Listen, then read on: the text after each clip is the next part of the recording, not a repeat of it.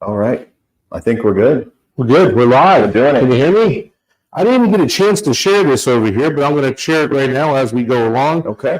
Let me make sure, guys. How you doing, everybody? Oh, there we are. There we go. We're rocking. Awesome. We're rocking. All right. Welcome, guys, to our roundtable day 2 breakdown of DNC. We're here in Chicago. Yeah. With our team, all scattered around, but we're all committed. We're all. This is a fun venture. Don DeBar is behind the ones and twos. Jayme, CheeseSlice. We're going to go over to a Green Party event in a little bit. Wyatt Reed is also in the house. We're going to see RBN folks over there. Hopefully Nick, Do Dissidents, Chip Cabello. They're all over there. There's a Green Party. There's a Green Party party. Green Party. What are they celebrating? But it's a little gathering. We want to check out. Just teased out of the Green Party. What's so wrong with that? I know you can't. That's why I asked you the question.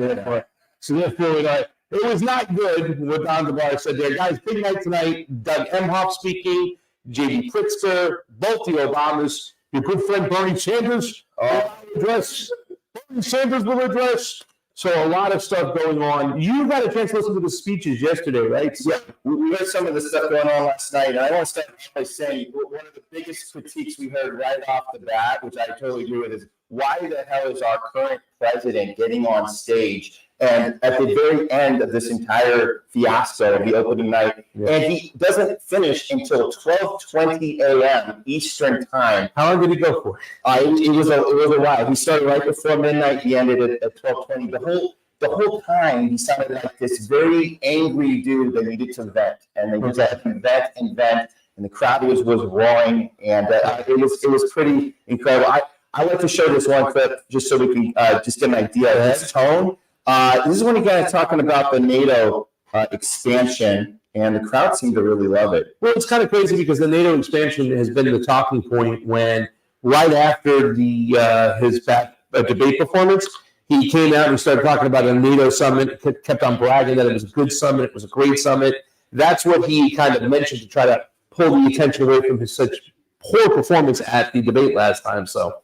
Yeah, but just listening to this verbiage coming out of his mouth about just taking, it's like this expansion. Everything he accused Putin of, everything we've been all saying, the next Hitler is taking over the world with expansion. That's all the rhetoric is on our and the West. It's expansion, take over. So NATO good, huh? Yeah, exactly. NATO good. It's kind of funny because I think that's one of the questions we need to ask as we're moving forward. Is we need to find out whether or not people really are agreeing with the mindset of, yes, we should continue to go along with NATO. You know, Eric Swalwell, we happened to see him today. We didn't get a question, but we saw him at a pizzeria. We had Lou Molinari's getting the classic pie, and all of a sudden we ran into a couple people. We saw Eric Swalwell.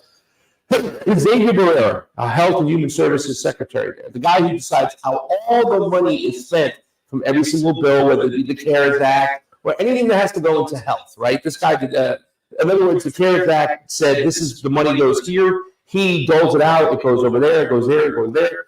He also has a lot of opinions and a lot of power. He can call a public health emergency. Yeah. Like he has that much power. This position has so much power. We didn't know this until after COVID, or during COVID, actually. James Rubisky, our boy over there, who kind of pointed it out, how dangerous this man can be. So I was able to ask him his position on the WHO making a global pandemic, an emergency global pandemic when it comes to monkeypox. And he kind of like piggybacked on, you know, the fact that the Democrats are going all in when it comes to the WHO. It comes all in that they think this is a very bad virus. I asked him if it would affect the elections. He didn't answer that part. But he did mention a lot of other things, the fact that it could affect really dangerous. It would be dangerous to the American public once they, you know, if it hits there. I asked him if it was a sexually transmitted disease. He said no. So we'll have to speak later. I got the volume for it. Jayme will be working on it. Later on, we have a picture. Also, why are we kind of chasing that and asking questions on Israel as far as polio?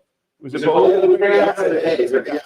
Are they wanting to take a stance against the hospitals that have been continuing to be bombed like for the last 10 and so months? It wasn't refused to take a stance on that. But yeah, there's a lot of stuff to get into here. But I say overall, there's this war in the air here in Chicago that the Democrats are getting their acts together now. They're starting to surge. They're trying to get their talking points together. They're coordinating. Whoever's in these email blasts, they're really nailing their talking points because it's kind of scary to see the entire people here on the ground, at least that were in the building last night. They're hooting and hollering to every single talking point, and it seems to be working. And it's kind of I don't know. It's unsettling to see how easy it is for them to pull this off. Yeah. And it doesn't seem like they're stopping anytime soon. We have bad echoes.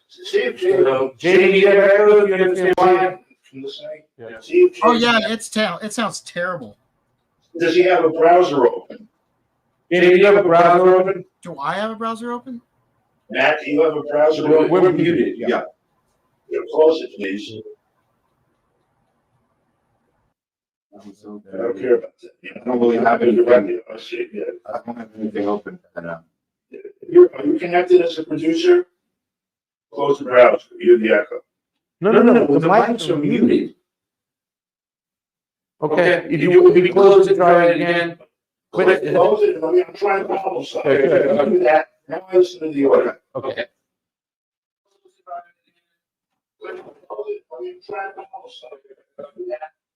Okay. Definitely not that. Okay. So we're That's all right. What else we got? Okay. That's definitely not that. we can go back in. Whatever is, I know what, hold on. I got something else to do. It might be me too. Because somehow he's hearing me through a microphone, but he shouldn't be hearing this.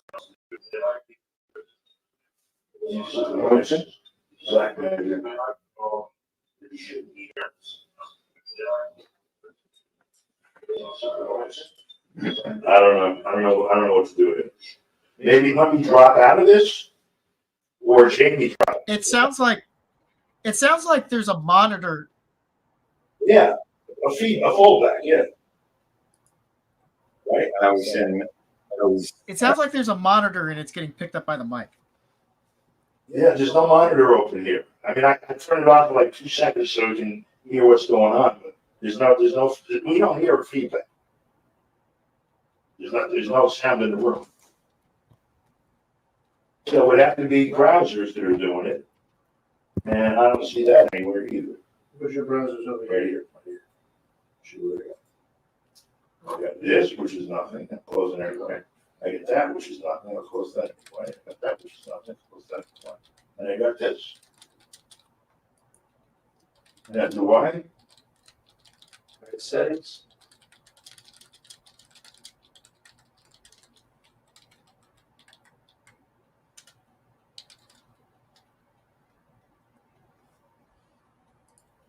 Oh,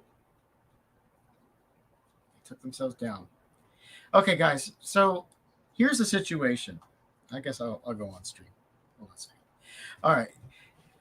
Matt and Pasta are on the ground in Chicago right now. They are not in the studio. We've got a setup. We're on the fly. I'm actually in the studio right now, so that's why my microphone sounds good. So we've been troubleshooting. 5 minutes before we went live, it sounded okay-ish, and then we went live, and then it just all went to hell again.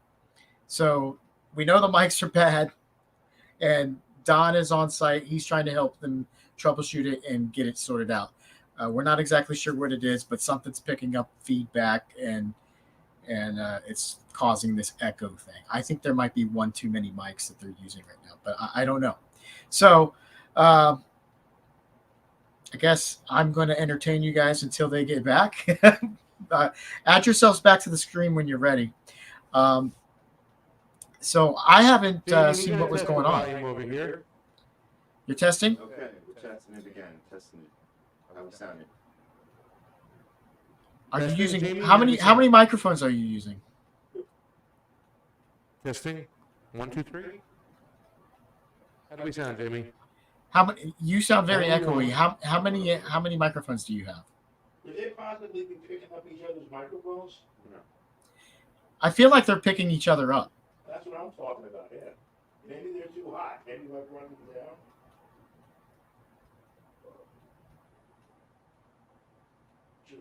bring some cover. The mics don't. We got a couple at the place. I got one here. I have a mic ready. I almost feel if they just had one mic and shared it, it'd be better than if they both had a Yeah, mic. we have a couple mics over there. We could bring it. So, we'll take like a 10-minute break. I can fix that. Okay. I'm here though, so. We don't have that here though, so. See, Are Don. we still echoing? Yeah, you are. Don sounds good, and he's not near the mic. He's way away from the mic. Well, I must be near a mic. I must be near the mic in my left. Here, go to a video. I can set the mic right here. Yeah, if we have a video to play, we can run it. What do you got? Oh, just get a video? Go to video. Well, let's see. We don't have anything loaded, guys. No, it was. All right. I wasn't supposed to be on the show today. Well, there you go. That's what you get. That's what you get for being available.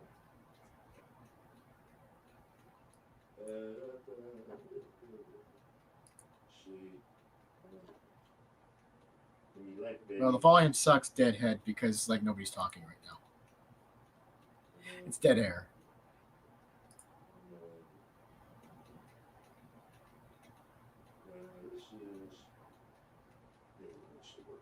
We're trying to hear Don DeBar. He is very low, but he's not supposed to be on a mic. We're just hearing him in the background. All right. Thank you, Kathy. I wasn't prepared to be on stream, so I appreciate it. I didn't pretty myself up. Let's see. There's no all the comments are just about how the audio is terrible. All right. So I guess everybody's been watching what's been going on in Chicago. Yesterday they had the big march last night. I saw Okay. Remove that. Okay. Let's. Testing 1, 2, 3 now. Now we are testing. How do we sound? How we Is sound. it linked up? We're gonna have this over just. it's a lot better than it was before, but it's still not great. Yeah, No echo? It's a lot better than it was before. Awesome. a lot better. It's still an echo? What do you have open over there? No, it just sounds like you're in an open room. No, this is nothing. All right. You got a StreamYard on your phone. No, nothing. There's something fucking going on. Who cares? Okay. Okay. Well, are you hearing? You're hearing it on the It's- mic here, yeah? It's clear though, but it just sounds distant. I was playing it back on the monitor. Doesn't be Check the shut the monitor off. Yeah. Okay. Good. Okay. Good. All right. All right. We're back. We were talking about exciting news. Doug Emhoff, right? Your boy, speaking tonight at the DNC That's not convention. my boy, but yes. Common, who's got the same haircut as you. Oh yes. Performing tonight. Bernie Sanders. We have to elect my friend Joe Biden. Wait, he's not running. We have to elect the first Indian. The first person that'll, well, it doesn't matter who we elect, as long as we stop the greatest threat our nation has ever seen in the history of our nation, and that is Donald Trump. Yes, the most racist, sexist, scandalous, bad hair president to ever hold the office. Donald Trump is the reason that our system is where it's at. It's the reason the donor class even exists in the first place. Okay. But so- listen, I really yeah. do think that's funny too as well. I mean, Yeah. we're here at the DNC convention. Don went to the RNC convention, so did our good friend Dr. Wilmer. We'll be seeing Dr. Wilmer hopefully later tonight, if not tomorrow. But very, very interesting. The Republican Party right now, Donald Trump, he had this amazing convention where he had the tape on the ear. He was like a Doberman pinscher. They were putting his ears up. And he was walking through, and he came into proud to be an American, I think. And they, the world was on his side. Yeah, he even had Mark Zuckerberg going, my God, that was the most badass thing. He's now in a free fall, I think, because he doesn't know how to deal with this whole Kamala situation. And the areas in which Kamala is weak, the areas she is most vulnerable, in my personal opinion, is her history as a DA. He won't attack her on that because he doesn't want to look weak on crime. Because we got something, Matt, it's called migrant crime. Please. Well, his big disconnect right now with his own MAGA crowd and with the media, they're all disconnected from what the problem with Kamala actually is. If Donald Trump has a chance of winning this, if I was on his team, if we were on his advisory team, we'd say, Kamala is Hillary 2.0. That's who she is. Yeah. She's a neocon, neo-lib, warmongering psychopath who is 100% the prison industrial complex pusher. She's not somebody you want to say, hey, Kamala said she wanted to defund the police. That's what no, she's going to do the exact opposite of that. Yeah. So this idea that they don't understand that that's the actual critique, that's what got Donald Trump elected in the first place, was critiquing the war machine, saying you're all guilty, Bush, Obama. In South Carolina, though, he had that South Carolina in front of the Bushes. We saw him do that. I was jumping up. I wanted a Democrat to say that for a long time. That's, in other words, attack the Bushes for what they did in Iraq. He says it was a lie and they all knew about it. Where is that Donald Trump? He's gone. But listen, he's a different type of screw-up. We got to talk about the screw-ups who were on stage tonight. The Obamas, Michelle and Barack, will be taking the stage. Doug Emhoff, we talked about it. Common, Bernie Sanders. Who am I missing? There's somebody else. J.D. Pritzker, the governor, right? Is he the Chicago governor still, or is he just the Illinois governor, and donut champion eating J.D. Pritzker. From what I heard, that he was going to take on, what's his name, Joey Hot Dogs?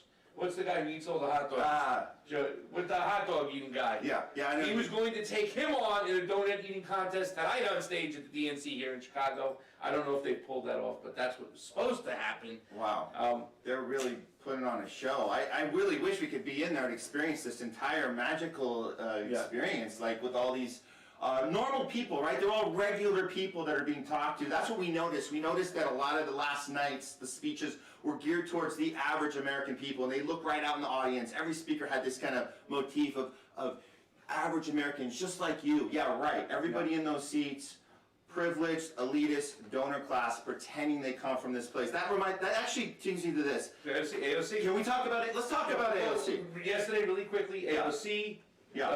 Joe Biden spoke for 36 hours. He just mumbled. Who else did we have yesterday? Your boy Steve Kerr. Well, I didn't hear that stuff. I know you want to get to all that. We're going to get to Steve Kerr. But interesting, I was saying in this convention, who do they have out there who's going to really, who's their future, who's their rock star? To me, it seemed like a dead party. It still does. By the way, too, we'll talk about it a little bit more later. We'll have the tweets up once we get them done. We did happen to catch a couple of Democratic high-ranking members at a pizzeria we just so happened to stumble into today. Xavier Barrera, Wyatt Reed got a question, I got a question. We talked about monkeypox and the WHO could lead to what they're going to try to do in the future, right? Like you said to me, man, they don't even have to cheat that hard if they can pull this off. If they can pull off mass mail-in ballots because there's a monkeypox outbreak and you got to be able to vote safely. Here we go. We kind of foreshadowed that. I think they're going to do it again, Matt. But that's just something we'll leave on the side. Let's talk about the action hand. Let's talk about yesterday. So AOC was a good one to look at right now because if it's any foreshadowing of what's going to happen tonight when Bernie speaks, what they both have in common, we know this. You guys that watch our shows, we've been having this dialogue ongoing. This is not a big surprise for us, but to see it out on national TV and the way people are responding, AOC looked like she is the face of the Democratic Party now. The whole establishment embraced her last night, and that was the thing that was not supposed to happen. And there's nobody criticizing that from the mainstream. They're all applauding it. They're saying, looks like the Republicans got her wrong this whole time, and now look, she is the darling of the party. Why is she the darling of the party, Craig? Is it because maybe she just bowed down the second she got in and became Nancy Pelosi's little project from day one, Mama Bear, from day one, and then now we're seeing the results of that. Look, we can look a little bit deeper into that. Some people will say, listen, Matt, I don't think you're understanding. Her name is AOCIA for a reason. She was a plant going in. That's why she's one of the only ones left up. There's no more Cori Bush hanging around. Not that she was really that, raged that much against the machine. I remember her on Capitol Hill when Chuck Schumer and Adam Schiff joined a protest. Max Blumenthal, who's probably hopefully he's in the House tonight somewhere. Maybe he's in Chicago. I don't know. But he even questioned her, like, why are you talking? Like, you're a squad member. You're supposed to be pushing back against them. What the Republicans got with Matt Gaetz and some of those other ones, Marjorie Taylor Greene and some of the other people, we never got that in the Democratic Party. And that's still a shame to this day. And it came to complete fruition with AOC being the new little darling. I think she was put there. She was a psyop the whole time. Either way, if you look at it, just the results, she failed us. She failed the people. The people who put her in office never ever got anything they wanted, nothing that they bargained for. Instead, they got her calling Pelosi mama bear. That's like you correct, said, yeah. right? And it's been like that the last, however, 6 years since she got into the political office, or she started her campaign, and now here she is. And when she got introduced, now she did about a 7-minute speech last night. Let's play a little bit of the beginning of this, because that to me was the most disturbing, was how she started this thing. And you guys will notice the crowd and how much they love her. They just absolutely love her. Thank you, Chicago, for your energy. Thank you, Kamala Harris and Tim Walz, for your vision.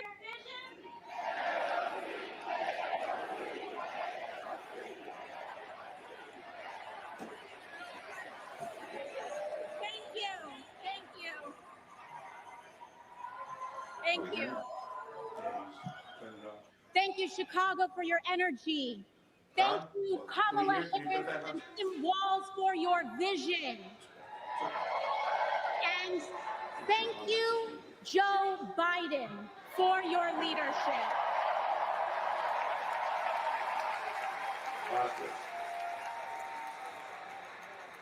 You know, 6 years ago, I was taking omelet orders as a waitress in New York City. I didn't have health insurance. My family was fighting off foreclosure, and we were struggling with bills after my dad passed away unexpectedly from cancer. Like millions of Americans, we were just looking for an honest shake. Okay, pausing right there. Oh, for a walk. Here, got it. You got it. Okay, pausing right there. Yes. Notice how the way she introed that. I mean, for me, when I heard this, these talking points of, remember who I was. I was an average American, struggling as a bartender, didn't have health care insurance. All of these things that you would hope that in an ideal, like in an alternate reality in which AOC actually did the job she was supposed to do, that opening monologue would end with, and now we have all those things. And now all the bartenders out there right now today have those things that I didn't have because I got here and because I did the things that I told the voters that I would do. I took their money to do those things. I'm in this position of power to do those things. No, it was the opposite. Now the struggling bartenders out there, not only do they not have health care, because of inflation, because of all the horrible stuff that's happened in the last 6 years, they're way worse off than AOC was. Yeah. So to start a speech like that, Craig, to me is just the most insulting way to go about this opening night of the DNC. Your thoughts on that? There's not much more to say. Like I said, we've come in full circle now. It's quite obvious who she is. You know, it's funny because the number one thing she campaigned on was she never fought for or never forced the vote. We talked about it, was about Medicare for all. Now listen, there's a lot of different feelings about Medicare for all. I'm sure tonight at the Green Party, whatever it is, I'd ask Jill Stein to explain to me what that Medicare for all is, what it looks like, how you would obtain it, how we would get it, all those things. I don't want the government telling me what to do, ever. I mean, that's my libertarian side, right? However, there is a Medicare as a human right. The mentality is something that she campaigned on. Kamala Harris has completely abandoned that position of Medicare for all. She was one of the first senators to endorse Bernie Sanders' Medicare for all plan. Now it's completely off the table. So my question to you, AOC, and the rest of the little minions that follow her is, what is your plan? What do you stand for now? What is the most important thing? What's the most important policy that you're going to push? Is it just going to be a, raise your hands up, fist up? We don't believe that you're anti-Zionist. We saw that you listened to Nancy Pelosi. She whispered a few sweet nothings in your ear, and then you changed your vote on the funding of the Iron Dome. We've seen this. We witnessed this in regular time. So what do you stand for? And as a matter of fact, Democrats out there, the people out here that are supporting these people, what do you stand for? Because I'm lost. I don't know what you stand for anymore. And anytime I see a Jill Stein advertisement or a meme or a tweet, it's the things she stands for. It's like the cutout of 2016. These are the things you stand for. That's all just virtue signaling. How are you going to obtain these things? How are you going to push back against power? How are you going to protect our freedoms? The number one thing that people should be talking about right now for any attention from any politician is pushing back against censorship, is pushing for freedom of speech. That is the biggest threat to us because that opens the door for any other manufacturing of consent from any other issue or any other war. If they're going to silence our speech on pushing back against the Ukraine-Russia war, then they can achieve that war because there's not enough people in opposition. It's the same thing when it comes to Medicare for all. Same thing it comes for let's say, give me a topic, a subject, anything. Well, labor rights, I mean, whatever it is, they're doing the opposite. If we don't have freedom of speech, we can't obtain anything. Go ahead, I'm sorry.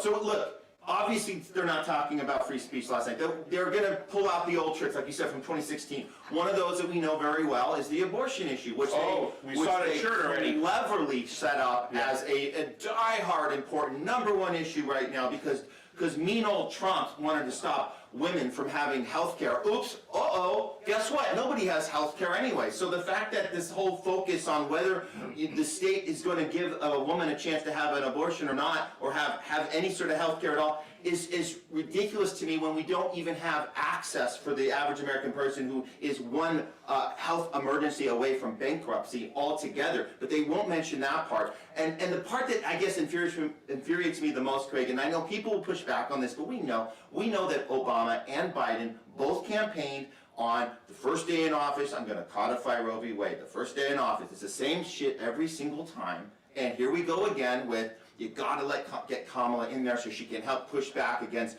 the fact that the Republicans took Roe v. Wade away from us and we didn't see it coming, and oopsie, Obama and Biden forgot to codify it. So there's that. But no self-reflection on that, no accountability at all. Clinton. Bill Clinton also campaigned on it. Also announcing Senator Chuck Schumer will be speaking tonight. Hey, you guys want a minute and a half clip of AOC speaking at the 2020, what you call it? The 2020 convention? Yeah. What is it? Is it the same thing again? Yeah, well, this is 4 years ago. Yeah. All the work she's done to serve them, the difference in FaceTime that she got last night over 4 years ago. So we're talking about the FaceTime 4 years ago that AOC got as compared to last time. We'll gear it up, get it ready, but we need to blitz through this stuff because it's getting late. We got to get out. We have to head out of here. So can we do a quick? I don't know if anyone else is talking about this one, but we saw Steve Kerr, and I think it's important because you and I. I haven't heard the speech yet, but I'm dying to hear it because this is very important to me. We had the Andrew Wiggins in Golden State who tried to get a religious exemption from taking the shot, would not do it. Steve Kerr was his coach. That's right. So we have this history, and we've been covering it on Homeless Stuff. We know you've been covering it at Combo Couch. Watching how the Warriors responded to what happened with COVID, starting with Andrew Wiggins, one of the few NBA players speaking out, saying, "I will not get this shot." And then what happens after that? I think that Andrew Wiggins eventually had to cave. Yeah, he caved in and took the shot. And he did take the shot. And of course, the Warriors stayed silent. The big moment for us was when all of a sudden, about a year after that, there was I guess we called the died suddenly situation happened. The assistant coach of the Warriors, out of nowhere, it was in Utah against the Utah Jazz. They were at a dinner, and he drops dead at the dinner table. Andrew Wiggins was at that dinner. Steve Kerr was at that dinner. That's a traumatic thing. I don't know if any of you guys have played sports or been part of any sort of unit where you go out to dinner. It doesn't even have to be coach dying. Yeah. Just somebody in your team. You just won a game, lost a game, had it, whatever. It could have.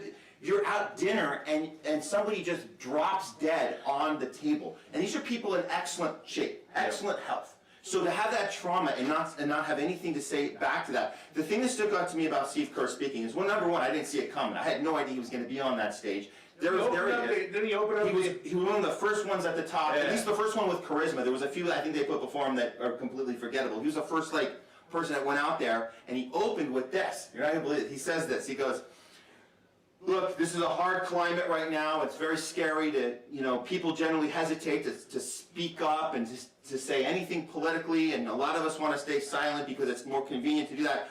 But when they made a call to me, I said, you know what? Now's the time to speak up, and I'm ready to take that risk, even if there'll be pushback on me. But now's the time to get behind Kamala Harris." And I was like, really? Now's the time to speak up, Steve? You had nothing to say for so long, and now you have something to say. Well, remember the Bronny James episode when he got taken to as well? Once again, LeBron had nothing to say about the whole situation. I don't think you'll see anybody who have really a lot of heart or courage to speak up about that, except when it comes to people like Kyrie Irving or Aaron Rodgers. And seeing Steve Kerr up there, I want to listen to the speech, but I know I'm going to be disappointed. So it's going to be interesting. We'll listen to that too as well. Anything else? Do you want to talk about Hillary Clinton's speech? I want to talk about Hillary Clinton. So she was one of the ones that really pushed the abortion issue. Really said this is the issue of our time.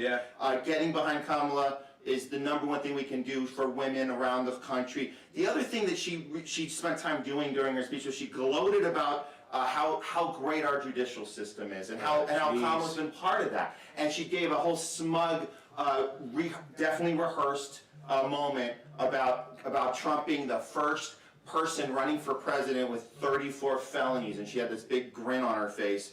But the part I want to focus on is this little clip here. This is where she talked about conspiracy theories, and that to me was very ironic that she would talk about that. So let's check that out. Yeah, let's do that. Listen, just to break down what's going on for tonight, pretty soon we'll be taking off to the Green Party's endorsement party, whatever it is. I think a lot of people over there, we heard Due Distance is over there, Hardlands Media, Nick from Black Network, RBN, Revolutionary Black Network. So we heard those people will be over there. We're going to probably join them. Yep. There's also a event at 7 o'clock. There's a protest in front of the Israeli, is it consulate? Or the Israeli, we heard there's a protest going on over there as well. So listen, we're going to run this thing as long as we can. Don, you plan to run it for the rest of the night, right? As much as we can. Maybe show some speeches. I don't know, Jayme, get ready up speeches from C-SPAN or whatever. But maybe we'll mix in and out of some speeches. We'll mix in and out wherever we're at. We'll send stuff in and out. We'll give you a taste of what we're going through and what we're experiencing at the DNC. I can tell you this much.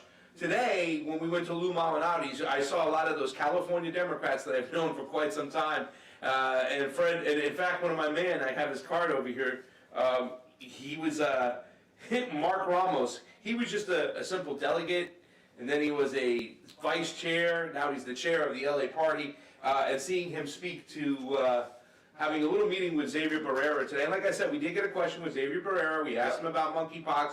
We asked about the WHO. There's so many questions I'd like to ask that dude. If you don't know who that guy is, Health and Human Services, that's who decides the money of all these bills. All that CARES Act money, which was one of the greatest transfer of wealth up the ladder that tiny hand signed, Donald Trump signed.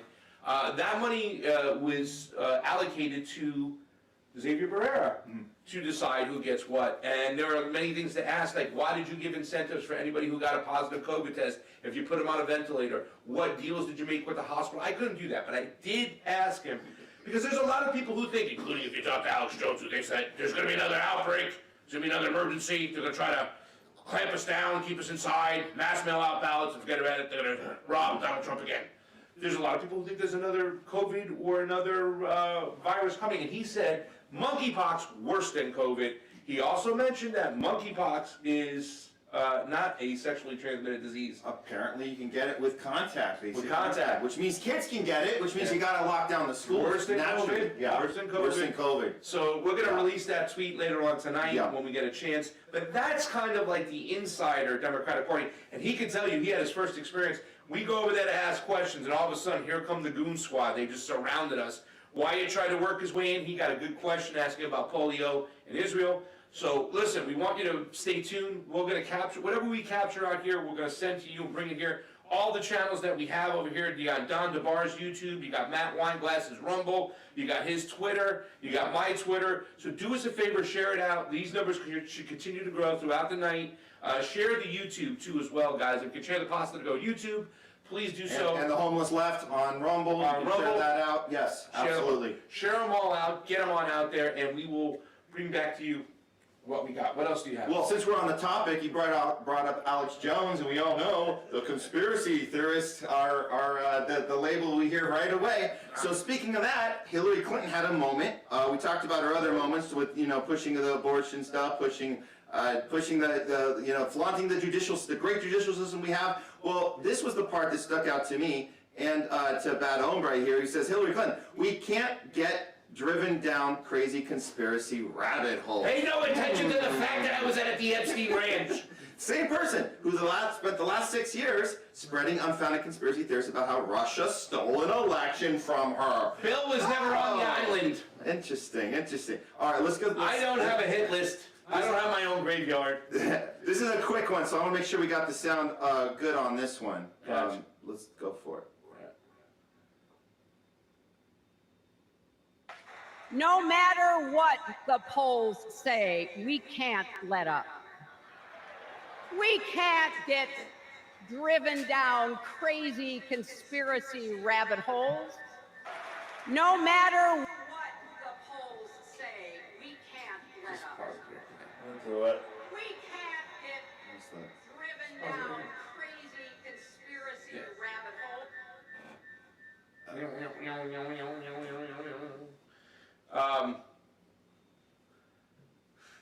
She's literally telling people to ignore. She's literally telling people to ignore any type of news, any bad publicity, any attacks against her. She's giving you your confirmation bias. I don't have to listen to this Epstein talk. Hillary said don't get driven down conspiracy rabbit holes. I'm getting out. I was waiting for the air quotes to come out, right? Yeah. Like there's some it's such a irony there that she would call it conspiracy rabbit holes. Like, but that's her protecting herself, not just from the Russiagate stuff. She's also protecting herself from that other gate. What? That other gate. That other. What's that other gate that she might be linked to? Not Russiagate. No, there's another one out there. Not Benghazi Gate. Nah, another gate. I don't know what is What's it. the gate? What's that other gate? Bill Gates. Something gate. Something you eat gate. Something. Oh, no. Pizza gate. That's the one. Lou Malnati's Gate. So make sure you're don't just look out for those people. Look out for those people. I'm behind you.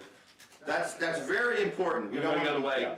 Yeah. Sorry about that. Yeah, that's very important that we look out for those people and you know if you hear something, say something, basically. Lou Malnati Gate. Yeah. What is Lou Malnati? It's got the greatest deep dish, fill in the blanks. Nice. All right, so listen, we got to start rolling out of here. Yeah, can I just, before we get, I just want to make one comment here, because this is an overall theme, and I want you guys to pay attention tonight during the speeches, and anyone else you're watching. I know we have a lot of right-wing populist viewers. They like watching our shows, they like our commentary.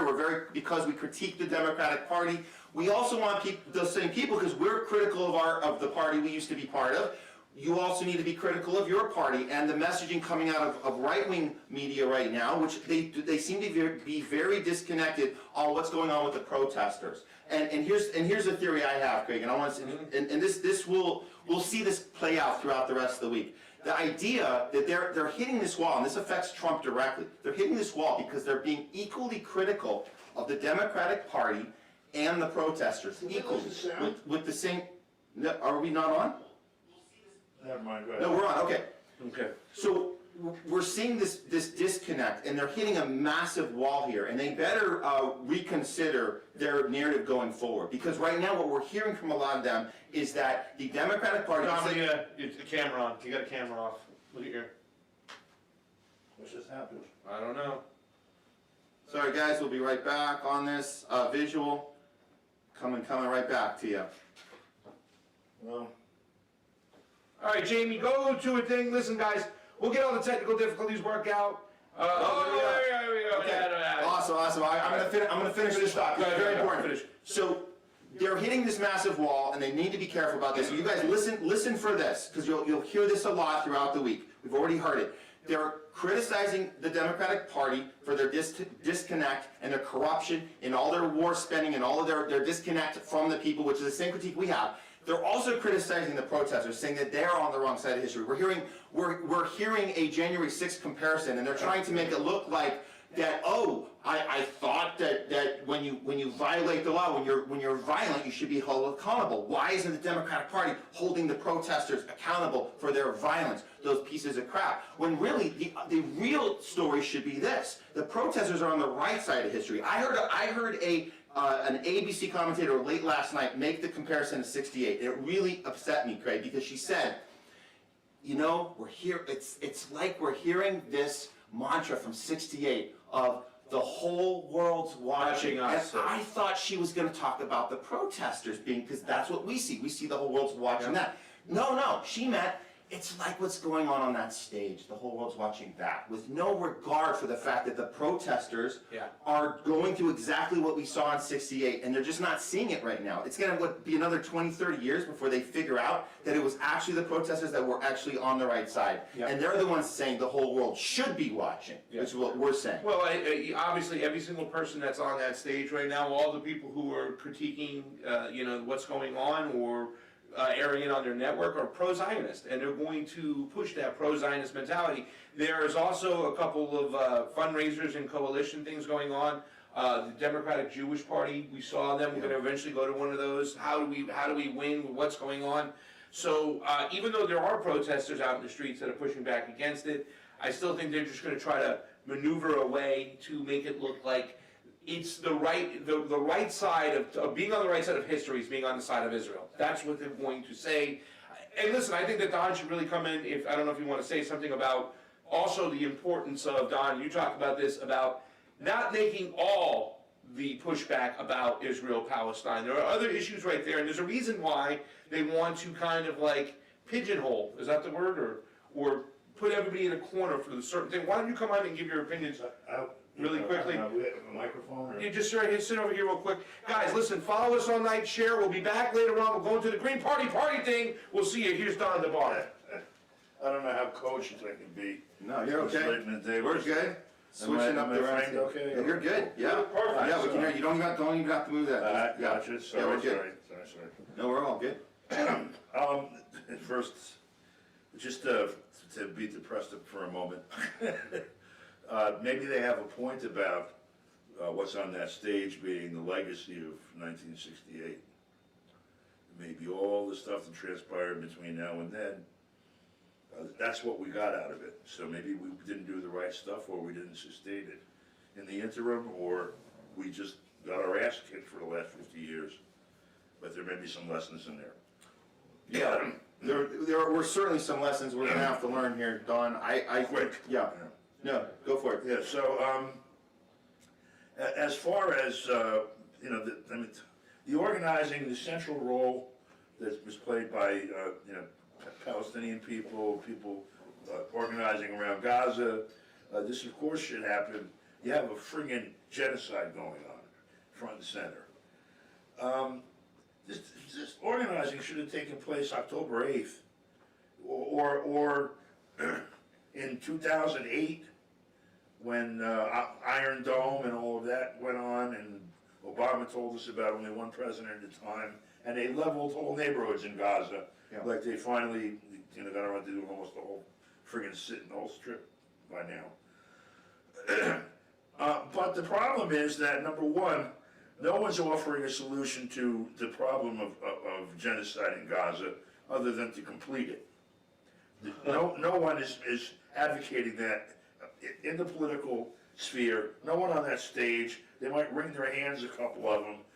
No one is going to say, tomorrow we will cut off. I mean, you got half the friggin' Congress walking through that stage this week. Yeah. Where's the movement to cut off funding to Israel? None. The rest of it's bullshit. Yeah. So then the point is, if the failed effort is to be the center of the protest movement here, what is the point of it? And what is it displacing? Yeah. I mean, there's a whole lot of other stuff, like let's not have war with Russia. Yeah. Let's not have war with China. Let's not try to turn Russia and China and India and Pakistan and whatever else against each other and light up the world so we can prevent a Belt Road initiative or whatever. Yeah. How about some sanity? Yeah. Where's that argument? Here's pictures of dead children. Yeah. Our tax dollars do that. Yep. If that's not inflaming people enough to put an end to it, none of this other bullshit's gonna do a thing. We have to do something else. I don't know what it is, but we gotta do something else. The reality is, Don, that the two candidates that are vying for this spot are not any different really on their policies. They're not. They're pretty much the exact same war policies. They're vying for a spot that's not even the person in charge, because the elitists that run this country, that run NATO, that run the West, they're in charge. This is like a management position. That's what they're vying for, this management position, which will have about 25% of the say of our ongoing war policy. And if they don't align with that, they wouldn't even be in this position. Wow. So that's really the reality. I think that the only way we can change that is for people to understand what is actually up for election right now. What do these two people really have any difference of? Like you said, it's the same policy, exactly the same. We were at the RNC last month, now you're the DNC. Between the two, it's about 533, I think, out of the 535 members of the two houses of Congress. Not a voice saying, like I said, hand-wringing, crying. My heart goes with the children of Gaza, all this crap. Where's your ass? You're in Congress. Why aren't you walking in there and shutting the fucking place down? If you're not doing that, shut the fuck up. Oof. Yeah. Yeah, that's it. That's what it will take. We're so far from that, Don. We're so far from that. Well, they clean house regularly. Everyone Yeah. would even think that has been Kucinich, Cynthia McKinney, either Yeah. kicked out like that, or you got what the hell's the other one? Marcy Kaptur and Barbara Lee. They're like, oh, never mind, we'll shut up. To Sheila Jackson. Remember Portia Bulger? Okay. Remember Portia Bulger? Sure. We need a clean house. Yeah. We need a clean house, and then she capitulated to the fucking. Yeah, that's what they do. So, That's what they do. All right, let everybody know we're going. yeah. Let everybody know we're going to the Green Party. Let them know Don will be I'm gonna be broadcasting all with kinds of Jayme stuff. CheeseSlice. I dug deep into the crates for the 2020, which is a precedent to this, really. This is the second, all virtual pretty much, DNC in the 21st century. There were rules installed over the history of the country. There have been fights over how to manage the selection process of candidates. And as a good friend of mine likes to mention, people find the sausage manufacturing a rather ugly sight to behold when it's being done. But when we started to see democratic movements really pushing the limits of the processes in the 50s, 60s, and 70s, civil rights movement, anti-war people, ended up producing, there was a fight over delegates in Atlantic City in 1964. Mississippi Free Democrats and others, black Democrats, wanted to be admitted as delegates, be able to vote, and all of this. LBJ said, no, I'm going to be the candidate. We will let you in 68. Started making room in 68. Everybody that would have led that movement was shot and killed by then. Martin Luther King, Bobby Kennedy, Malcolm X, all that. So in 72, some convergence of all of this results in a total democratization, to the extent it's ever happened, of the candidate selection process in the Democratic Party. It ends up producing, maybe this wasn't an accident, George McGovern, who lost by the largest margin in the history of the universe, and made everyone afraid of even mentioning the idea of democracy inside the context of a primary ever again. And that the jinx about not being anti-war, the jinx about a minimum income, a whole bunch of things that have been discussed for 150 years were, excuse me, my niece doesn't respect the fact that I might be on television when she wants to talk to me. Janice, you be there for her. Yeah, anyway, long story short, there's been a retreat from that position that now we are at like the culmination of it. Yeah. Because of COVID, the primary process of 2020 was shut down. Joe Biden, who wasn't doing very well in that, was handed the nomination. Harris, who wasn't doing well, I think she got 8 votes in the whole process, ends up as a vice presidential candidate. You can say what you want or not about how the election itself was conducted, but no one would have predicted, no one outside of a psychiatric hospital, would have predicted that Biden and Harris would end up being president and vice president. And yet, Biden, the point of putting Biden in was putting somebody, a face in and occupy the office, so the people who were going to run the White House could run the White House unimpeded. He like Weekend at Bernie's, you tie his sneakers to yours, you walk around, and he's there. His sneakers came untied. I don't know, maybe 2 years ago or so, 3 years, people started noticing they're dragging him, he's not walking. We noticed in 2019. Okay, yeah, me too. So, anyway, long story, no, it's too late for that, but when it got so ridiculous, for some reason, job one is to keep Trump out of the White House. I don't know why. I mean, he didn't do anything to hurt that.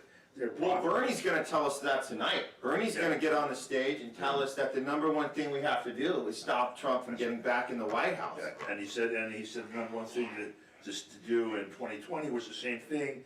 And when he fell on his sword, or he grabbed the sword from Hillary Clinton's hands and plunged it into his heart in front of, or whatever the hell that pump is, in front of the assembled delegates in 2016, he said the same shit. And we ended up with Trump as president, and then we ended up with Trump on the outside, with people seeing clearly he won the election again, and it was stolen from him without any concern whatsoever. Yeah. And now we see what's happened since. And so we end up where we had before, a convention that the delegates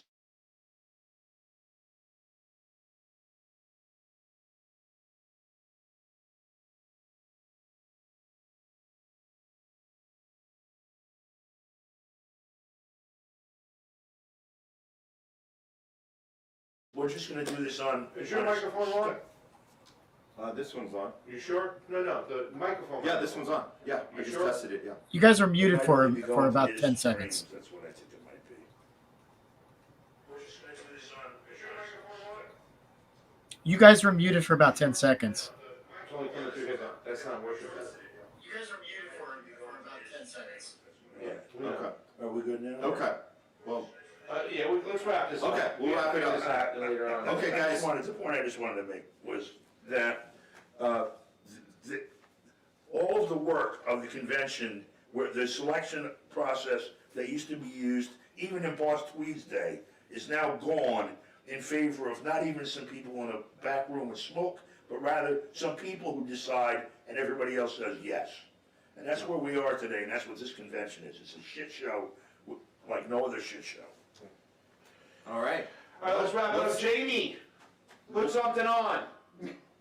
All right, guys. We'll check back in with you later tonight as day 2 of the Democratic National Convention here live in Chicago continues. Was